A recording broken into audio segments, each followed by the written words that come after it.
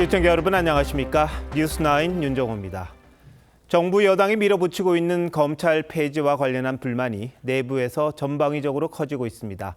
특히 그동안 묵묵하게 있던 검찰 수사관들이 목소리를 내기 시작했는데 여당 의원들이 검찰 수사관들을 국회로 불러내 죄인처럼 닥달하는 걸 보면서 느꼈던 울분에다가 1년 후 검찰 수사관이란 직업이 없어지는 데 대한 불안감이 복합적으로 작용한 걸로 보입니다. 전국 수사관 회의 소집도 요구하고 나섰는데 검찰 조직이 벌써부터 흔들리고 있습니다. 먼저 이광희 기자가 보도합니다. 건진법사 압수수색에서 나온 관봉권 띠지 분실 관련 국회 청문회에 불려나온 검찰 수사관들을 여당 의원이 윽박지릅니다. 돈다발의 형태 기억해내세요. 저희가 남부지검 지금 현장 시찰 갈까요? 당장? 민주당이 실수가 아닌 조직 범죄라며 특검 수사까지 언급하자 공봉숙 서울고검 검사는 내부망에 신입 수사관들이 증거인멸의 하수인처럼 전 국민 앞에서 조리돌림 당하는 게 정당하냐고 분통을 터뜨렸습니다. 검찰 수사관들도 목소리를 내기 시작했습니다. 한 8년차 수사관은 검찰 내부망에 말단 공무원으로서 시키는 대로 일을 했는데 범죄자 취급을 당하는 청문회를 보며 울고 싶었다고 했습니다. 또 정부 여당의 검찰 폐지 결정에 대해 저희는 노조도 없고 직장 협의회도 없다며 검찰이 해체되면 도대체 1년 뒤 어디로 가야 하는지도 모른 채 일을 해야 한다고 불안감을 토로했습니다. 그러면서 전국 수사관 회의 소집을 요구했습니다. 이 글엔 지지 댓글들이 수십 개 달렸고 수사관 협의체를 구성하자는 주장도 나왔습니다. 전국 수사관 회의는 2022년 문재인 정부 때 딱 한 번 열렸는데 검수완박에 대해 범죄자 천국 법안을 만들고 있다고 비판한 바 있습니다. 수사관은 6천여 명으로 전체 검찰 조직의 60%를 차지합니다. TV조선 이광희입니다. 진정이 사라질 위기에 처하자 특검에 파견된 검사들 일부가 원대 복귀하겠다는 뜻을 밝힌 것으로 전해졌습니다. 검찰 내부에선 오늘도 검사장부터 평검사까지 검찰 폐지에 반발하는 목소리가 터져나왔습니다. 류태영 기자가 보도합니다. 정부 여당이 지난 주말 검찰청 폐지를 공식화하자 특검에 파견된 검사들이 크게 동요하고 있습니다. 검찰청을 폐지하고 중대범죄 수사 기능을 전담하는 중대범죄수사청과 공소제기 유지 기능을 전담하는 공소청을 신설하겠습니다. 김건희 특검에 파견된 일부 검사들은 어제 일선 검찰청에 복귀하겠다는 뜻을 지휘부에 밝힌 것으로 전해졌습니다. 고참급 검사들이 의견을 취합해 원대 복귀 의사를 전했던 겁니다. 이에 대해 문홍주 특검보는 검사들의 검찰 복귀 요청은 없었다고 부인했지만 한 검찰 간부는 검찰이 없어지는 것에 대한 불만이 반영된 것으로 보인다면서 수사와 기소를 분리한다면서 수사 기소를 모두 책임지는 특검에 항의하는 의견이 반영됐을 것이라고 했습니다. 검찰 내부에선 검찰 폐지와 수사 기소 완전 분리에 대한 비판이 이어졌습니다. 정유미 검사장은 검찰 내부망에 적개심으로 시작한 개혁은 성공할 수 없다면서 막장 개혁의 길을 걷고 있다고 정부 여당을 직격했습니다. 또 다른 부장검사도 야근까지 해가며 수사해온 나의 어리석음을 반성한다는 반어적 표현으로 정부 여당을 비판했습니다. TV조선 류태영입니다. 검찰 조직은 아예 없어지지만 방송통신위원회는 실체는 그대로인데 간판이 바뀌면서 사실상 한 사람만 자리에서 물러납니다. 말하자면 위원장 축출법이죠. 당사자인 이진숙 방통위원장이 기자회견을 열고 법이 통과되면 법적 대응을 하겠다고 시사했습니다. 정부 조직 개편안이 공개된 뒤 현직 기관장이 공개 반발한 건 이번이 처음입니다. 조성호 기자입니다. 방송통신위원회 신설 법안에서 논란이 된 건 부칙 조항입니다. 기존 방송통신위원회 공무원과 사무를 승계하면서도 정무직은 제외한다고 규정했습니다. 법안이 통과되면 유일한 정무직인 이진숙 위원장만 자동으로 물러나게 됩니다.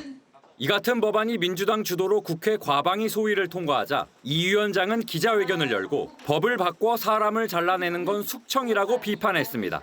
사람 하나 찍어내기 위해서 정부 조직 개편이라는 수단이 동원된다면 그 정부를 민주적 정부라고 할 수 있겠습니까?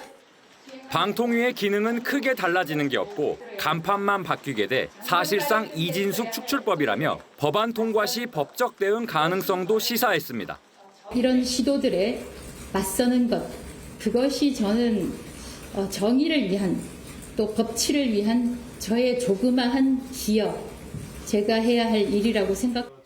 국민의힘도 방통위 개편법은 위헌적 졸속이법이라고 반발했습니다. 특정인만 대상으로 한 이른바 처분적 법률은 평등의 원칙을 위반해 위헌이 될 수 있다는 게 법조계 시각이란 겁니다. 기관의 정치적 중립성과 독립성을 보장하는 위헌 임기 보장의 핵심 장치를 훼손하는 반헌법적 행위입니다.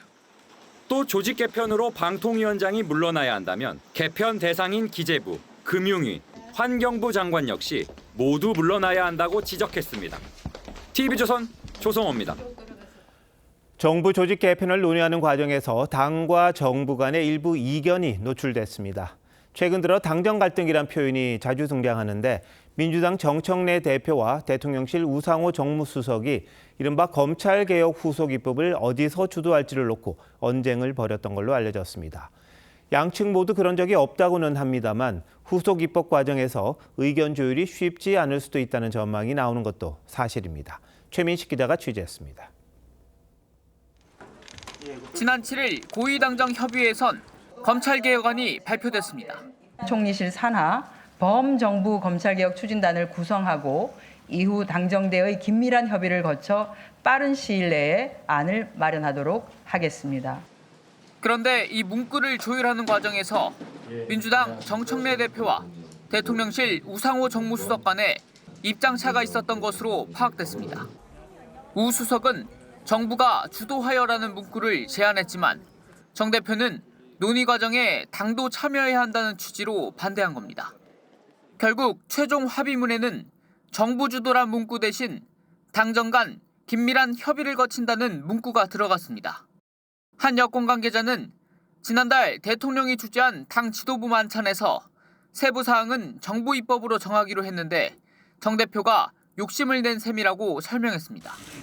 정 대표 측은 이견 조율 과정이 있었던 거라고 했고 대통령실은 이견은 없다고 진화에 나섰습니다. 국민 생활에 직결되고 하는 정책이 있다면 내부적으로 치열하게 논의해야 됩니다. 그 과정들이 밖으로 세워져 나오고 거기에다가 본인의 의도하는 말을 붙이는 거 아니겠습니까? 앞서 충수청을 어느 부처 산하에 둘지 그리고 보안 수사권을 남겨둘지 등을 놓고도 정성호 법무장관과 당내 의원들 간 이견이 노출된 바 있습니다. 검찰개혁의 속도와 방향을 놓고 당정 간 시각차가 잇따라 노출되면서 추후 논의 과정에서도 진통이 불가피할 거란 관측이 나옵니다. TV조선 최민식입니다. 당정 간의 일부 이견이 노출된 가운데 당내에서도 소수의 목소리가 조금씩 터져나오고 있습니다. 이른바 내란 특별재판부 설치 주장에 대해 문제 제기를 했던 박희승 의원이 대표적인데 파장은 만만치가 않습니다. 강성 지지자들이 문자 폭탄을 보내고 다른 동료 의원들까지 비난을 하고 있다고 합니다. 판사 출신인 박 의원의 위헌적이란 지적에 대해서도 반박을 한다는데 정말 그런 건지 황정민 기자가 자세히 알아봤습니다. 민주당 박희승 의원 SNS 계정에 당을 떠나라는 등의 댓글이 잇따르고 있습니다. 박 의원이 어제 공개적으로 내란 특별재판부의 위헌성을 지적하며 반대 목소리를 내자 강성 지지층의 비난이 쇄도한 겁니다. 똑같습니다. 윤석열이 국회 상권 분립 정신을 무시하고 계엄을 발동해서 총칼을 들고 들어온 거와 일부 강경파 의원들도 판사를 대변하다 도를 넘었다고 공개 비판했습니다. 매우 부적절했죠. 그걸 어떻게 같은 성상에서 놓고 얘기할 수 있는지 좀 저는 이해가 안 됩니다. 내란 특별재판부에 대해 대법원이 위헌적이란 의견을 내자 민주당은 내란 전담재판부로 명칭을 바꿨습니다. 내란 전담 특별재판부 설치를 골자로 하는 내란 전담 재판부를 만들려는 국민적 여론이 민주당은 법원 내 전담재판부 설치는 위헌이 아니라는 입장입니다. 하지만 법조계에선 특정 판사나 판결 등을 문제 삼아 별도 재판부를 꾸리겠다는 것 자체가 사법부 독립을 침해하는 거란 지적이 나옵니다. 한덕수 전 총리에 대해 가지고 영장 기각한 그 직후였었지 않습니까? 결국은 원하지 않는 재판 결과가 나오니까 사법부를 압박하는 수단으로 현재 법사위에 상정돼 있는 내란 특별법이 소위를 통과할 경우 위헌 논란은 더 커질 전망입니다. TV조선 황정민입니다. 협치의 길이 멀기만 합니다. 이재명 대통령과 여야 대표가 손잡은 게 바로 어제죠. 그런데 민주당 정청래 대표가 야당을 내란당이라고 부르면서 청산을 10여 차례 강조하면서 갈등을 부추긴 겁니다. 국민의힘이 민감해하는 정당 해산까지 국회 교섭단체 대표 연설에서 언급했는데 왜 이렇게까지 하는 건지 고승영 기자가 보도합니다. 민주당 의원들의 박수를 받으며 정청래 대표가 연단에 오릅니다. 정 대표는 4.19 혁명, 87년 6월 항쟁 등 근현대사를 나열하더니 내란 청산을 언급합니다. 내란 청산은 정치 보복이 아닙니다. 내란과 절연하십시오. 내란의 늪에서 빠져나오십시오. 정 대표는 야당 쪽을 바라보며 극우와 손잡았다. 언제까지 내란당의 오명을 끌어안고 살 거냐고 몰아세웠고 대국민 사과도 요구했습니다. 또 야당 의원들을 손으로 가리키며 정당 해산의 대상이 될 수 있다고 했습니다. 내란 세력과 단절하지 못하면 위헌정당 해산 심판의 대상이 될지도 모릅니다. 명심하십시오. 54분간의 연설에서 내란은 26차례, 청산은 17차례 언급했고 협치라는 단어는 한 차례도 쓰지 않았습니다. 정 대표는 개혁은 타이밍이라며 야당이 반대하고 있는 검찰 폐지 법안과 대법관 증원 등을 강행할 뜻도 분명히 했습니다. 위헌이란 지적이 나오고 있는 내란 전담 재판부 설치 여론도 높다고 했습니다. 여야가 어렵게 손을 잡은 지 하루 만에 정 대표가 야당을 내란 청산 대상으로 지목하면서 민생경제협의체 출범도 어려워진 것 아니냐는 우려가 나옵니다. TV조선 고승현입니다. 어제 이 대통령의 당부에 기대를 걸었던 국민의힘, 화가 날 수밖에 없습니다. 민주당 대표가 연설하는 도중 항의하는 건 기본이었고 상당수 의원들이 퇴장했습니다. 장동혁 대표는 강성 지지층만 바라보는 정치는 자멸할 수밖에 없다면서 정 대표를 여의도 대통령이라고 비꼬기도 했습니다. 이태희 기자가 보도합니다. 정청래 대표 연설문을 살펴보던 국민의힘 장동혁 대표의 얼굴이 굳어집니다. 정 대표 입에서 내란 청산이란 표현이 반복되자 야당 측이 항의하며 본회의장이 시끄러워집니다.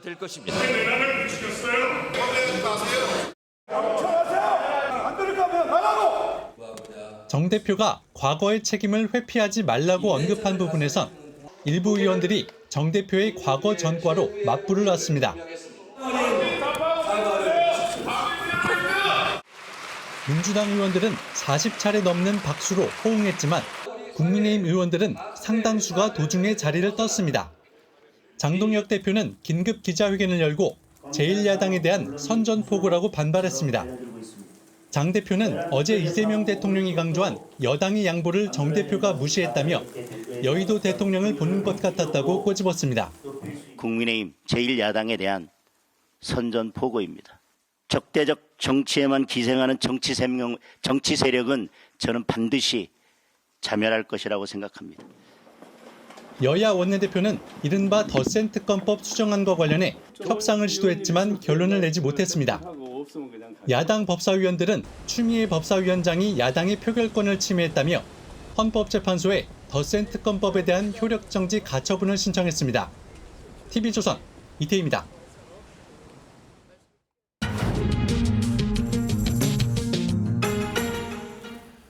정치 연안에 한 발 더 들어가 궁금증을 풀어드리는 정치 더 시간입니다. 조선일보 배성규 정치 에디터 나오셨습니다. 어서 오십시오. 안녕하세요. 자, 오늘 주제 알려주시죠. 네, 명청 갈등 표면화입니다. 여기서 명은 이재명 대통령을 가리키고요. 네. 청은 정청래 대표를 뜻합니다.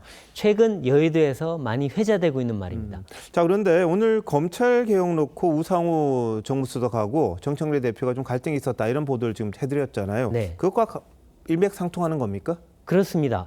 이 검찰 개혁 주도권을 놓고 이 대통령실과 당이 뭔가 다투는 그런 모양새인데요. 네네. 해묵은 감정이 표출된 측면도 있습니다. 그동안 검찰 개혁은 여당이 주도했고 사실상 정 대표 뜻대로 됐습니다. 대통령실은 속도 조절하면서 신중하게 추진하자고 거듭 주문을 했지만 먹히지가 않았습니다. 이 집권 초 당정 관계에선 이례적인 일입니다. 이 우수석은 향후 세부안만큼은 대통령실이 주도해 짜겠다는 입장을 밝혔다고 합니다. 그런데 정 대표가 계속해서 자기들이 참여해 같이 가겠다고 하니 충돌이 벌어진 겁니다. 일단 김민석 총리가 나서서 TF에선 여당을 빼기로 했지만 여당이 조용히 있을 것 같지만은 않습니다. 네. 우성호 수석은 뭐 그런 게 아니다 이렇게 해명을 했습니다만 네. 뭐 그런 일이 비슷한 게 있긴 있었던 모양입니다. 네. 자, 근데 이게 처음은 아니죠. 얼마 전 정성호 법무부 장관하고도 좀 갈등이 있었죠. 그렇습니다. 이 정성호 장관은 신설하는 중수청을 법무부 산하에 둬야 된다고 했지만 여당 강경파는 행안부 아래 둬야 된다고 맞섰습니다. 정 장관은 지금 내가 하는 말이 대통령의 뜻이라는 얘기까지 의원들한테 하면서 설득을 했는데 안 먹혔다고 합니다. 오히려 임은정 검사장한테 공격을 받았고 강성호 당원들의 문자 폭탄 세례까지 받았다고 합니다.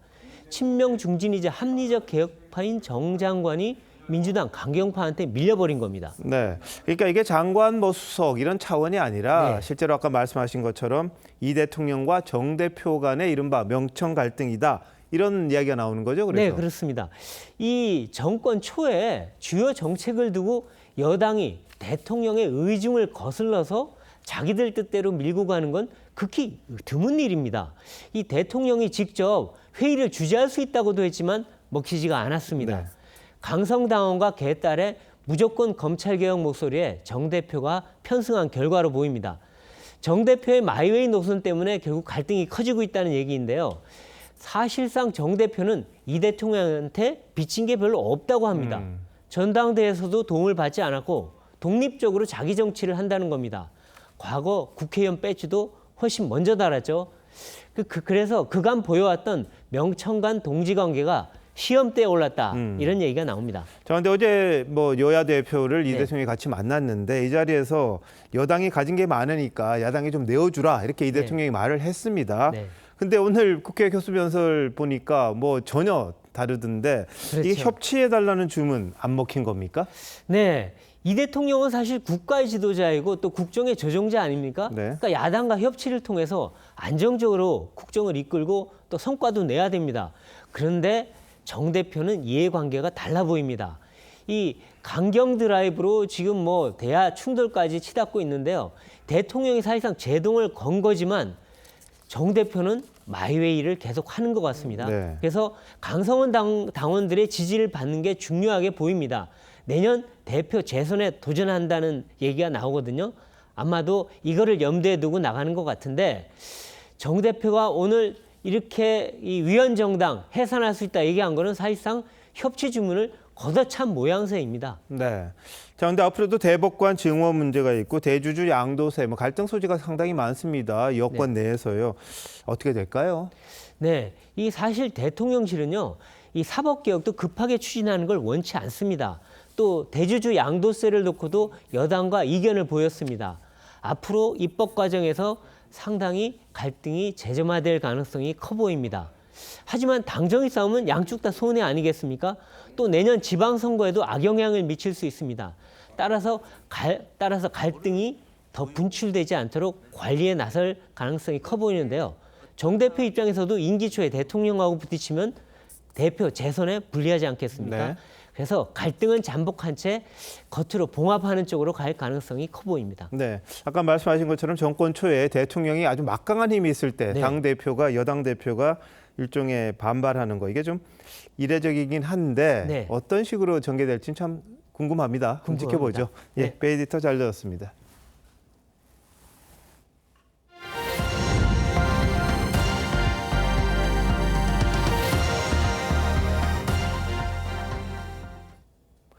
미국과의 관세 협상이 교착 상태에 빠진 상황에서 조지아주 구금 사태까지 불거지면서 한미 관계가 또 다른 도전에 직면했습니다.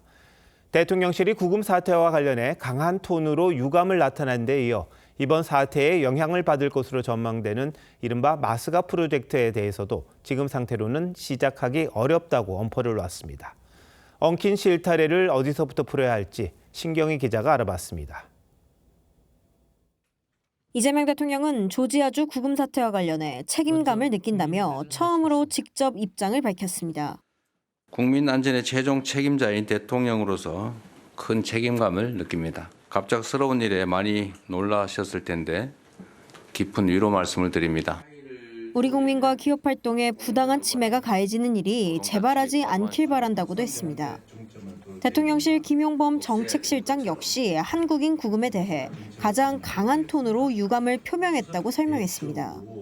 우리 기업인에 대한 구금 사태로 타격을 받을 가능성이 있는 한미 조선업 협력 프로젝트 마스가에 대해서도 난항을 시사했습니다. 김 실장은 3,500억 달러 규모의 대미 투자펀드 조성과 관련해 협상이 교착 상태에 있다며 합의가 이뤄지지 않으면 마스가도 시작되기 어렵다고 말했습니다. 협상이 길어지면서 기존 25% 관세를 계속해서 물어야 하는 자동차 업계 등 기업들의 피해는 당분간 이어질 전망입니다. 협상이 길어지게 되면 관세 부담은 고스란히 저희 같은 중소기업들이 받아야 되는 부분이 있거든요. 일본의 경우 트럼프 대통령이 행정명령에 서명하면서 우리보다 먼저 자동차 관세 15%를 적용받게 됐습니다. 다만 김 실장은 자동차 산업도 중요하지만 경제에 큰 충격을 줄 수 있는 만큼 펀드 협상을 서둘러 할 수는 없다고 했습니다. TV조선 신경입니다. 미국 이민당국이 체포한 한국인 근로자 300여 명의 석방과 귀국 문제를 협의하기 위해 조현 외교부 장관이 미국 워싱턴 DC에 도착했습니다. 정부는 우리 근로자들의 한국 송환을 위해 내일 오전 대한항공 전세기를 미 애틀란타 공항으로 보낼 예정입니다. 포크스턴 구금시설에 나가 있는 백대우 특파원 연결해 알아보도록 하겠습니다. 백 특파원, 내일 비행기가 출발한다는데 우리 근로자들 다 한국행을 원하고 있습니까? 네, 대한항공 전세기가 이르면 내일 오전 미국 애틀란타로 향할 것으로 보입니다. 한국과 미국에 시차가 있는 만큼 예정대로 출발하면 현지 시간 10일 오전 이곳 애틀란타 공항에 도착하게 됩니다. 당초 구금시설과 가까운 잭슨빌 공항에 전세기를 띄우려 했으나 300여 명을 한 번에 태울 수 있는 대형 비행기 이착륙에 제한이 있어 규모가 큰 애틀란타 국제공항으로 목적지를 바꿨습니다. 조기중 워싱턴 총영사는 구금돼 있는 근로자 모두 한국으로 돌아가길 원하고 있다며 탑승에 필요한 준비를 하고 있다고 밝혔습니다. 네, 그럼 남은 절차는 어떤 게 있습니까? 네, 정부는 실무 협의를 통해 자진 출국 형태로 귀국시키는 방안에 합의한 것으로 전해졌습니다. 다만 미국 측의 행정 절차가 남아 있어 정확한 귀국 일정은 확정되지 않았습니다. 절차가 완료되면 미국 시각으로 이르면 10일 귀국이 이뤄질 것으로 예상됩니다. 미국에 도착한 조현 외교부 장관은 마코 루비오 국무장관을 곧 만나 귀국하는 한국인 근로자들이 미국 재입국 제한 등 불이익을 받지 않도록 보장하는 문제를 중점적으로 논의할 방침입니다. 미국 언론도 이번 사태에 큰 관심을 보이고 있다면서요? 네, 뉴욕타임즈는 합동 취재팀까지 꾸려 이번 사태를 심층 보도했습니다. 매체는 미국 제조업 확장을 추진하는 대통령의 정책이 이민 강경 단속과 충돌하면서 긴장감을 드러냈다고 전했습니다. 그러면서 이번 단속이 신뢰를 훼손하고 분노를 조장하는 등 부정적인 결과를 초래할 수 있다고 덧붙였습니다. 이런 가운데 미 연방대법원은 LA 등 캘리포니아 남부에서 무작위식 이민자 단속을 벌이는 트럼프 행정부의 손을 들어줬는데 미 전역에서 이런 단속이 더욱 강화될 것이란 관측입니다. 지금까지 미 조지아주 포크스턴 구치소 앞에서 TV조선 백대우입니다. 지금부터는 이찬진 금융감독원장에 대해 저희 TV조선이 취재한 내용 보도해드리겠습니다. 뚜렷한 금융권 경험 없이 수장에 올랐다는 비판을 받아온 이 원장은 주로 진보 성향 단체에서 공익 변호사로 활동해왔습니다. 그런데 이 원장이 과거 농지 강탈 사건의 피해 농민을 대리하면서 400억 원에 달하는 성공 보수를 받은 걸로 확인됐습니다. 먼저 정민진 기자의 단독 보도입니다.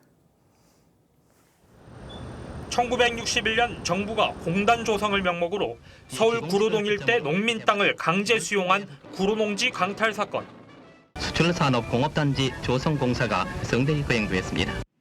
47년 만인 2008년 진실화해를 위한 과거사 정리위원회가 재심을 공고하면서 소송 사기 혐의가 씌워졌던 당시 피해 농민들에게 명예회복길이 열렸습니다. 이들 가운데 일부인 피해 농민과 유가족 900여 명은 형사 재심을 거쳐 모두 5,450억 원의 국가배상 판결을 받았는데 이찬진 금감원장이 동료 변호사 1명과 함께 이들을 대리하면서 수임료 654억 원을 챙긴 것으로 파악됐습니다. 이 원장 몸만 따져도 392억 원에 달하는 거액입니다.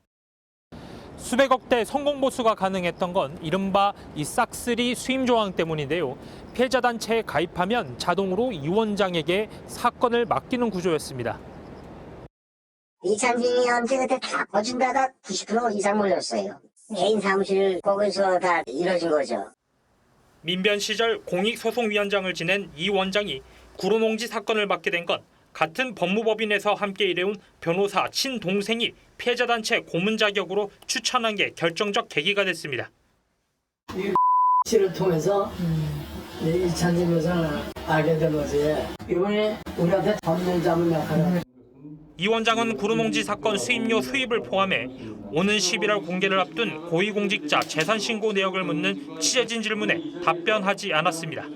TV조선 정민진입니다. 이재명 대통령의 사법연수원 동기이기도 한 이찬진 금감원장은 6년 전 이 대통령이 경기지사 시절 5억 원이라는 큰 돈을 빌려줬습니다. 같은 해 민변이 서초동 건물로 입주하는 데 20억 원을 보탰고 참여연대에도 4억 원 넘게 후원하면서 큰 손행보를 이어왔습니다. 이어서 곽승한 기자입니다.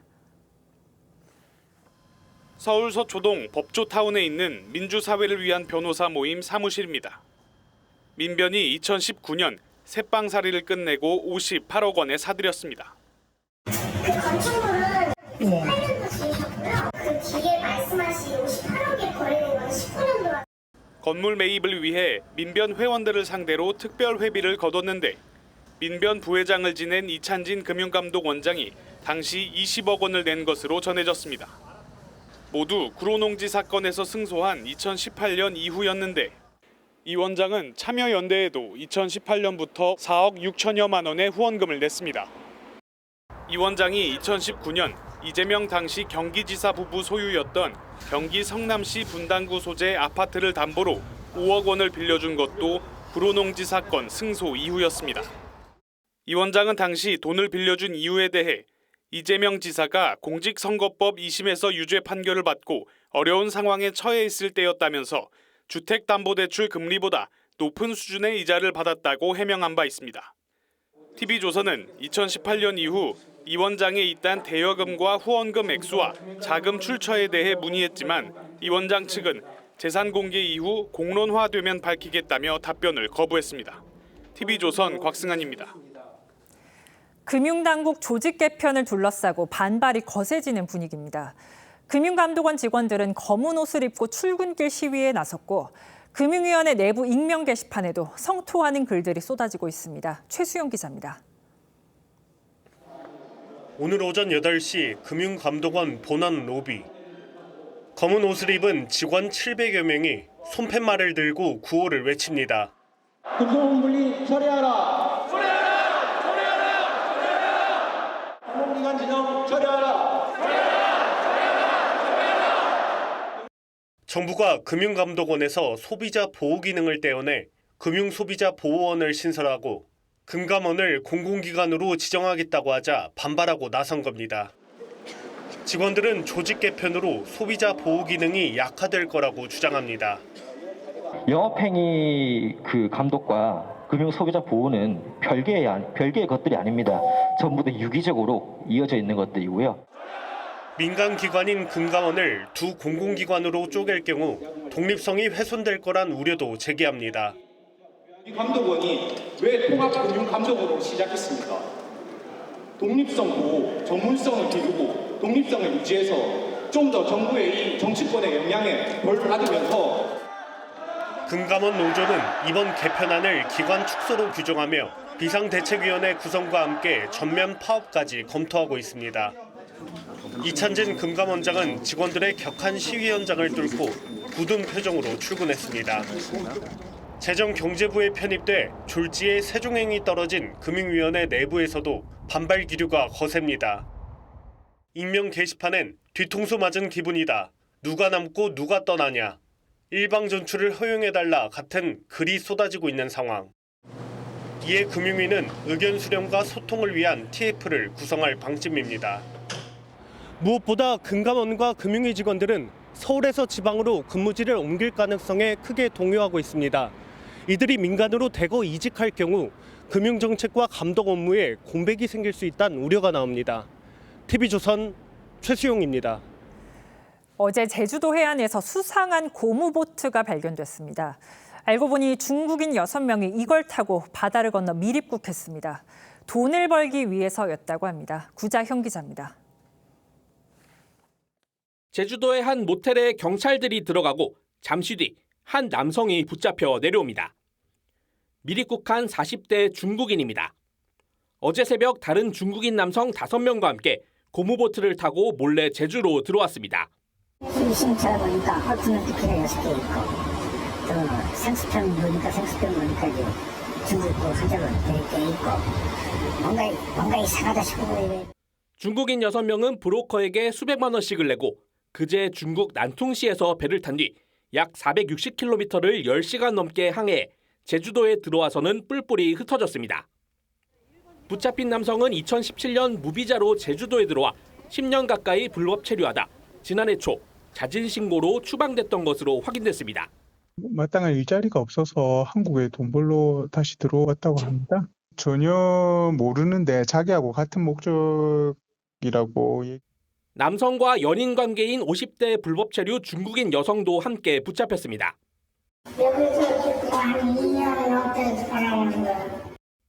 제주뿐 아니라 지난 3월엔 인천에서도 중국인 2명이 고무보트를 타고 바다를 건너오다 붙잡혔고 2023년에는 한 중국인 남성이 수상 제트스키를 타고 건너왔다 체포되기도 했습니다. 경찰은 달아난 나머지 중국인 5명을 쫓고 있습니다. TV조선 구자영입니다. 경기 광명에서 10대 남학생이 초등학생 여자아이를 납치하려다 체포됐습니다. 서울 서대문구의 유괴 시도 사건에 이어 비슷한 일이 잇따르면서 학부모 불안도 커지고 있습니다. 김준석 기자입니다. 경기 광명의 한 아파트. 어젯밤 9시 40분쯤 이곳에서 10대 고등학생이 경찰에 붙잡혔습니다. 싸움당구치고 사람이 너무 많이 모여갖고 봉고차도 많이 있었고 경찰차는 3대 정도 뛰어다니는 사람도 있었고. 남학생은 낮 4시 20분쯤 8살짜리 여아를 따라 승강기에서 내린 뒤 입을 막고 납치하려다 크게 울며 저항하자 포기하고 달아났습니다. 아이 부모의 신고로 5시간 만에 검거된 학생은 성범죄를 저지르려 했던 것으로 알려졌습니다. 약취미수 혐의가 아니에요? 플러스 승특법. 추가가 된 거잖아요. 네. 지난달 말 서울 서대문구의 한 초등학교 주변에서 20대 남성들이 아이들을 유인하려다 검거된 데 이어 유사 사건이 또 일어나자 학부모들은 불안합니다. 저희 아파트가 지금 초중고가 다 있거든요. 그런데 그런 일이 벌어진다면 학부모들이 난리 나겠죠. 점점 세상이 좀 이상하게 변하는, 험악하게 변하는 걱정 많이 되더라고요. 서울 경찰은 관내 모든 초등학교의 등하굣길 안전 실태를 정밀 진단하고 경기 남부청은 초등학생을 대상으로 유괴 의심 상황 대처 요령을 교육하기로 했습니다. TV조선 김준석입니다. 멧돼지를 사냥하던 엽사가 동료가 쏜 총에 맞아 숨졌습니다. 가해자는 비가 오고 천둥이 치는 상황에서 멧돼지인 줄 알고 총을 쐈다고 합니다. 이 같은 5인 사격 피해가 반복되고 있지만 대책은 허술하다는 지적이 나옵니다. 김태준 기자가 취재했습니다. 전남 장흥군의 한 농경지입니다. 중간중간 벼들이 쓰러져 있습니다. 멧돼지가 누웠던 흔적입니다. 오늘 새벽 이 논 근처에서 멧돼지를 잡으려던 엽사가 동료가 쏜 총에 왼쪽 어깨를 맞고 쓰러졌습니다. 논 반대편에서 날아든 총알을 맞고 60대 남성은 이곳에서 심정지 상태로 발견됐습니다. 남성은 병원으로 옮겨졌지만 숨졌습니다. 비도 오고 천둥도 치는데 좀 많이 의아했었거든요. 멧돼지 포획하러 왔다고 하시더라고요. 동료는 궂은 날씨 속에 남성을 멧돼지로 오인해 총을 쏜 것으로 알려졌습니다. 자기 뒤편에 있는 줄 알았는데 그 사람이 부지로 간 것을 못 봤다는 거예요. 경찰은 총을 쏜 60대 남성을 업무상 과실치사 혐의로 입건해 조사하고 있습니다. 지난해 10월 경기 연천에서도 40대 엽사가 동료가 쏜 총에 맞아 숨지는 등 지난 3년간 유해 조수를 퇴치하려다 발생한 5인 오발 사고는 18건에 달합니다. 풀이 좀 우거져 있다든지 하면 풀이 움직이면 쏘면 안 된다는 거예요. 풀 속에 뭐가 들어있는지 알고 쏩니까? 정부는 수렵 안전사고가 끊이지 않자 지난해 하반기 전국적으로 총기 안전교육을 실시하고 야간 사냥에 경험이 풍부한 엽사를 투입하기로 했지만 사고는 되풀이되고 말았습니다. TV조선 김태준입니다. 유명 연예인의 광고 모델로 내세워 급성장한 한양화로라는 프랜차이즈 업체가 있습니다. 이 업체 대표와 부사장 등이 구속됐습니다. 거짓 정보로 투자자들을 끌어모은 뒤 무려 2천억 원을 가로챘습니다. 이나라 기자가 단독 취재했습니다. 근데 이유가 어딨어? 한양 화로면 그냥 좋은 거야. 소고기 화로구이 프랜차이즈 한양화로는 한때 전국에 150개 매장을 낼 정도로 급성장했습니다. 유명 연예인이 광고를 하고 있는 이 업체가 사기라는 생각을 사실은 하기 힘들게 만들죠. 지난 1일 법원이 한양화로 운영사 대표와 부사장 등 3명에 대해 사기 혐의로 구속영장을 발부했습니다. 이들은 캐나다에서 최고급 소고기를 싸게 들여와 수익을 남길 수 있다며 매달 투자금의 10%를 지급하고 10개월 후에는 원금도 돌려주겠다고 했습니다. 이득 많이 남겨서 뭐합니까? 여러분들한테 매월드리는 수익만 잘 되면 되죠? 하지만 캐나다 농장주는 정육점 사장이었고 수익금은커녕 원금도 돌려주지 않았습니다. 딱 한 달 그렇게 지급을 하고 그 뒤로 지급이 되지 않고 연락이 두절되기 시작해요. 2층에는 본사가, 1층에는 식당이 있던 이 건물은 현재는 간판도 전부 사라진 채 텅 비어 있습니다. 피해자는 350여 명, 총 피해액은 2천억 원에 달합니다. 경찰은 구속된 3명을 비롯해 7명의 임직원을 검찰에 넘기기로 했습니다. TV조선 이나라입니다. KT 가입자들이 잇따라 자신도 모르는 사이에 소액 결제 피해를 입었다고 호소하고 있습니다. 경기 광명시와 서울 금천구 등을 중심으로 70여 건의 신고가 접수됐습니다. 경찰이 수사에 나섰고 정부도 현장 조사에 들어갔습니다. 윤수영 기자입니다. KT망을 사용하는 알뜰폰 사용자 류모 씨. 지난 4일 밤 갑자기 100만 원이 소액 결제됐다는 메시지를 받았습니다. 이용 내역은 류 씨가 구매하지도 않은 문화상품권이었습니다. 쌤인지 알고 핸드폰 요금 조회를 하니까 실시간 요금 조회하니까 나오더라고요. 99만 6천 원 결제됐다고. 류 씨가 살고 있는 경기 광명과 인근 서울 금천구에서 이런 방식의 피해 신고가 총 74건 접수됐습니다. 피해 금액은 4,580만 원에 이릅니다. 이후 경기 부천과 서울 영등포에서도 비슷한 신고가 접수됐습니다. 모두 KT나 KT통신망을 이용하는 알뜰폰 사용자로 지난달 말부터 결제가 집중적으로 이루어졌습니다. 범행 주체와 수법이 오리무중인 가운데 통신사 해킹이나 복제폰 등 다양한 설이 나오고 있지만 전문가들은 내부자 소행도 조사해봐야 한다고 조언합니다. 피해자들의 정보에 쉽게 접근할 수 있고 그다음에 인증 시스템을 우회할 수 있고 이렇게 하려면 KT 내부 시스템에 접근이 가능한 사람이고 그래서 내부자가 개입됐을 가능성이 높아요. 원인 파악을 위해 과기부는 한국인터넷진흥원과 함께 현장 점검에 나섰습니다. 경찰도 일부 피해자의 휴대전화를 제출받아 포렌식 작업을 진행 중입니다. KT 측은 일단 소액 결제 한도를 10만 원으로 줄이고 피해 금액이 납부되지 않도록 조치했습니다. TV조선 윤수영입니다.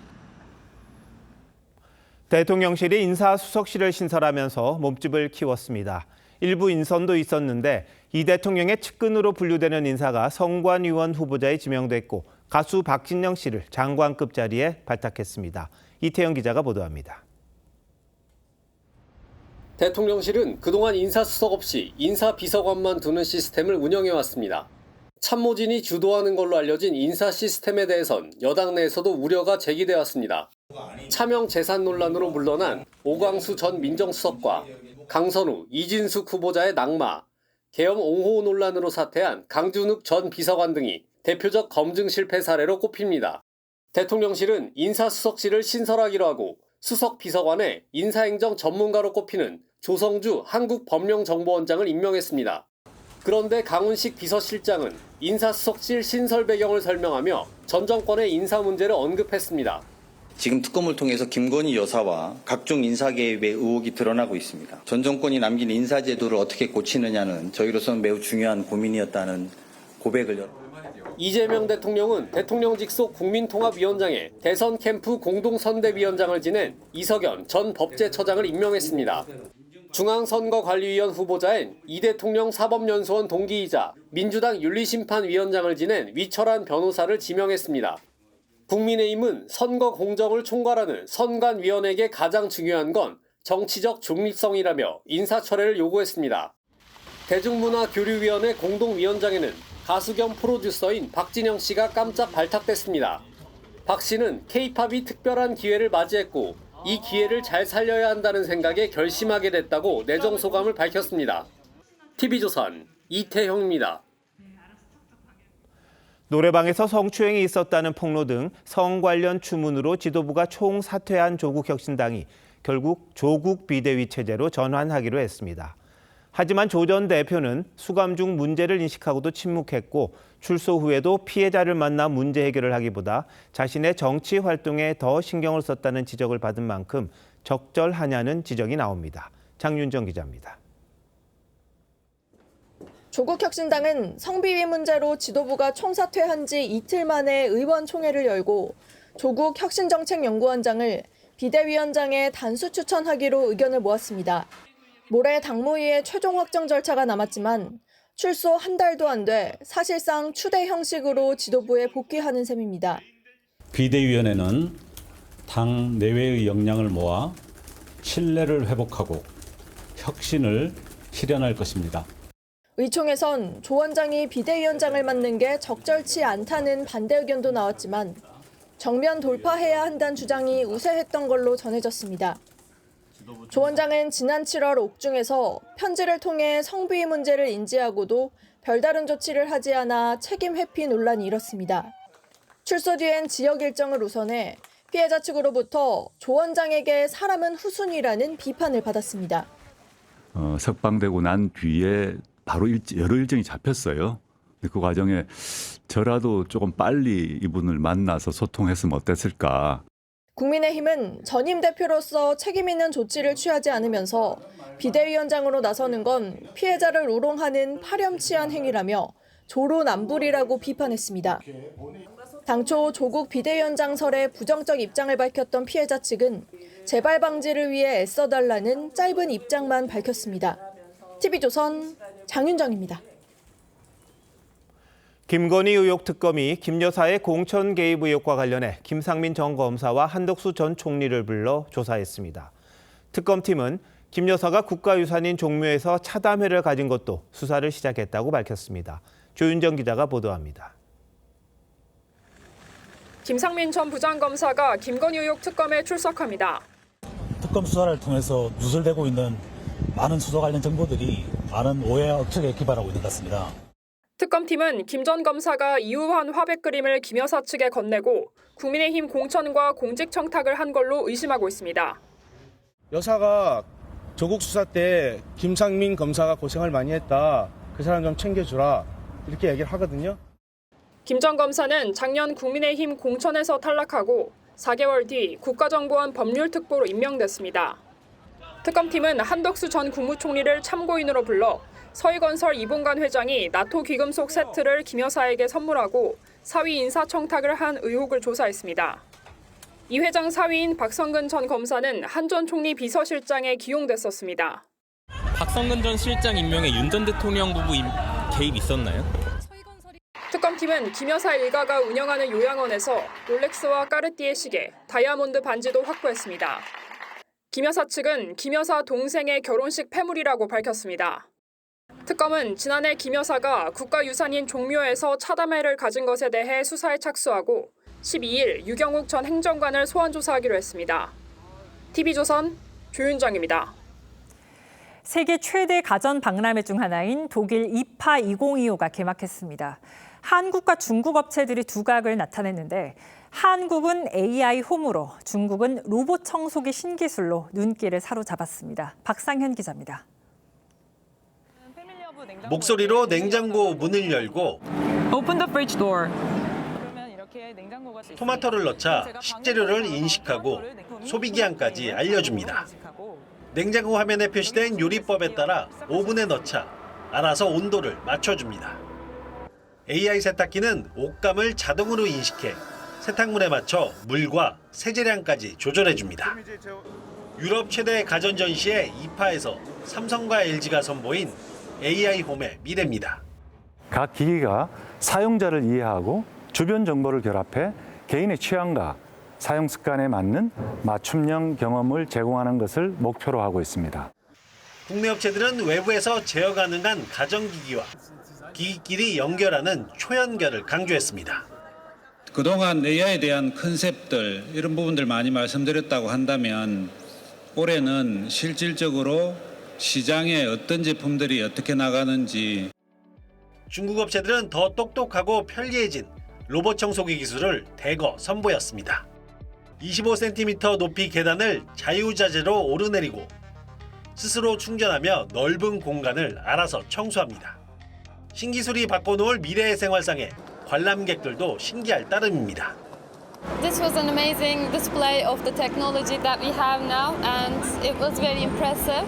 So, thank you and keep going on. 독일 등 유럽 가전업체들도 내구성을 앞세워 미래 가전 경쟁에 가세했습니다. TV조선 박상현입니다.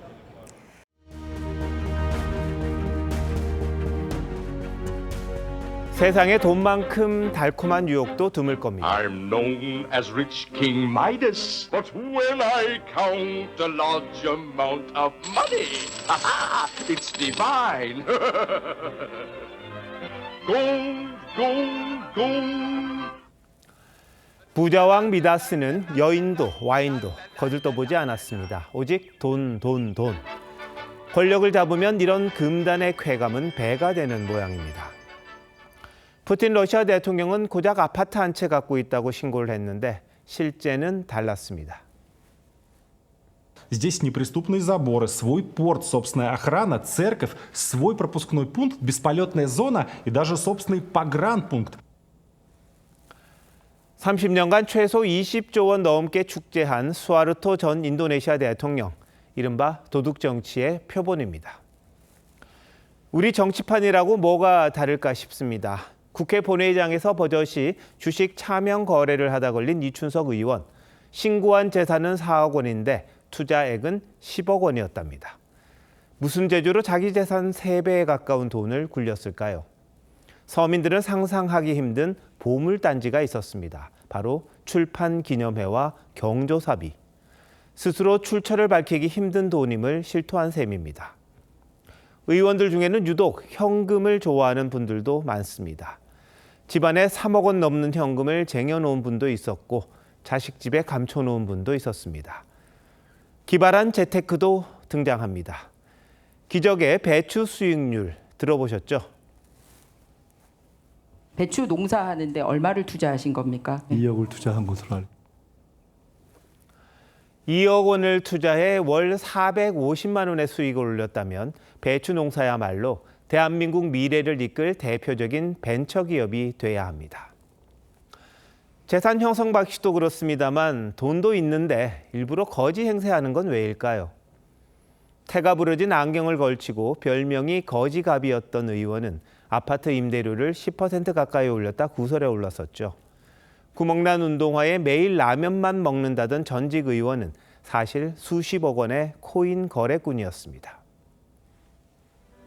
To you, the golden touch would prove a golden curse. A curse? A curse? Ha! Then curse me with a golden touch! Ah, but gold is the snare of the soul.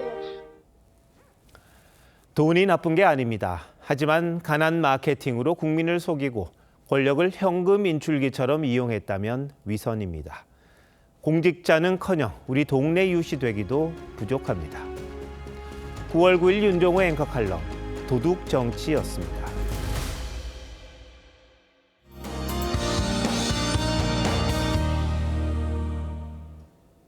제주를 제외한 전국의 폭염특보는 모두 해제되면서 무더위는 누그러졌습니다. 남부지방에는 가을비가 이어지고 있는데요. 내일까지 예상되는 비의 양은 경남과 전남 남해안에 80mm 이상, 제주는 모레까지 100mm 이상 비가 오는 곳이 있겠습니다.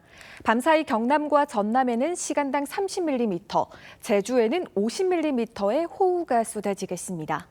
내일 중부지방은 맑은 하늘 드러나겠고 남부지방과 제주도는 대체로 흐리겠습니다. 이제 아침 저녁으로는 날씨가 선선해졌는데요. 일교차가 10도 안팎으로 크게 벌어지겠습니다. 내일 아침 기온 서울 20도, 춘천 16도로 출발하고요. 내일 한낮 기온 서울 32도, 광주와 대구가 30도까지 오르겠습니다. 이번 주말에는 강릉을 포함한 전국에 비가 내릴 전망입니다. 날씨였습니다. 9월 9일 화요일 뉴스9 마칩니다. 시청해주셔서 고맙습니다.